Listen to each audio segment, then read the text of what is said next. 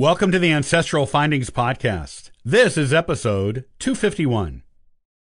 DNA testing is exciting. You can find out so much about yourself and your heritage by having it done. But you can also find out information that can be disconcerting or even upsetting.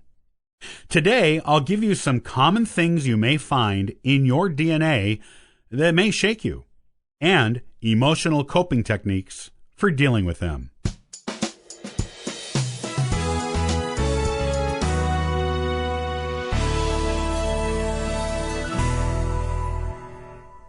The easy availability of home DNA testing has become extremely popular in both genealogical circles and in everyday people who do not do genealogy. The idea of being able to know about our ancestors, where we came from, and even ourselves via health and other personal information DNA provides is tantalizing. Since these DNA test kits are so affordable for most, it is hard to resist their appeal. Personal DNA testing is now more popular than ever, with ads on TV from companies like Ancestry.com and 23andMe.com being common. Everyone, it seems, wants to get their DNA tested and give it as a gift to someone else. And you can find out many fascinating things about yourself and your family with these test kits. Reading over the results can be riveting. It can be fun. It is terrific to share the results with other family members who have also taken tests, to compare results, or to share with those who have not yet done it, so they may know a little more about their heritage, and to encourage them to be tested too. It is informative and enjoyable for the vast majority of people who do it. Yet, there are some people who make unexpected and sometimes unwanted discoveries in their DNA. They learn their ethnic background is not what they thought or were told it was, leading them to wonder why they spent so much time celebrating German culture when they are mostly Irish. Or it could be something even more earth-shaking, such as discovering they are adopted. One parent, usually the dad, is not their biological parent, that a parent or other relative had an affair that produced children or a child, or that other relatives were adopted or products of affairs. With health results, such as with 23andMe.com, people may learn they are prone to certain adverse health conditions and wonder what to do about it. They may find they are carriers of certain genetic conditions they could pass on to their potential children. They may find they have genes that virtually guarantee they will eventually get some unwanted disease, which may or may not have a cure. What to do with this kind of information? How do you handle it? Learning how to properly handle the emotional response from these kinds of discoveries is a key part of DNA testing, and something you should learn before you have the testing done. The big DNA testing companies all have clauses you have to agree to before buying the kit, stating that companies are not responsible for any emotional distress you may experience by having a test done and reading the results. There's a reason for this. Again, while most people do quite well with their results and are happy with them, a small percentage do experience emotional distress. The best way to protect yourself from this is to be prepared before testing. The first thing you should do to prepare is to consider why you want to get the testing done in the first place. What do you want to hope to learn by getting your DNA tested?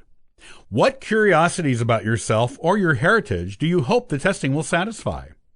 What will you do if the test connects you to relatives you never knew you had? How will you respond if you reach out to those relatives and they do not reach back in return? What will you do if these new people do respond to you and want to be a part of your life? What will you do if you discover you are not biologically related to one or both of your parents, or that you are related to your parents but not one or more of your siblings? How will you handle that information? Be prepared to give yourself an answer, because people who never in a million years thought they would get these kinds of results have, and they have been faced with these very questions. It's easier if you have answers ahead of time. You can call it an emotional preparedness plan for getting your DNA testing done. It is not unlike preparing for a natural disaster or the collapse of civilization, for example, the zombie apocalypse. One of the best things you can do after answering these questions for yourself is to let your family know you are interested in doing DNA genealogy testing. Let them know your goals for this testing, and let them know any concerns you may have about the results. Give them an opportunity to tell you anything you may need to know before the results come. It's easier hearing unexpected news about your heritage from your family before you read about it on your DNA test results page. When you do get your results, take a moment to process how you feel about them. Are you happy, excited, sad, angry, confused? Let yourself feel those emotions, and then call your family or any friends you brought into the conversation with you, and express these emotions to them. Ask them any questions you need to ask, and give them an opportunity to give you an honest answer.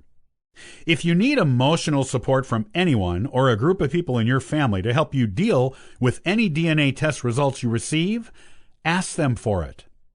Also, be prepared for people reaching out to you on the DNA site, as others discover you share DNA and are related in some way, even distantly. You may also want to reach out to those with whom you share DNA. Decide how and if you will respond to others, and be prepared that many people you contact yourself will respond to you. The conversations may range from thrilling to disappointing. Be prepared for all possibilities, and know they are all normal. And be aware that most people you contact will not contact you back at all, for their own reasons, just as you have your own reasons for responding to, or not, others who contact you. Don't take it personally and move on to other DNA relatives. Some of them will respond, and it can open an interesting and informative genealogical dialogue. Most of all, always remember that, regardless of your DNA test results, they do not change who you are as a person. You are always you, just as you have always been.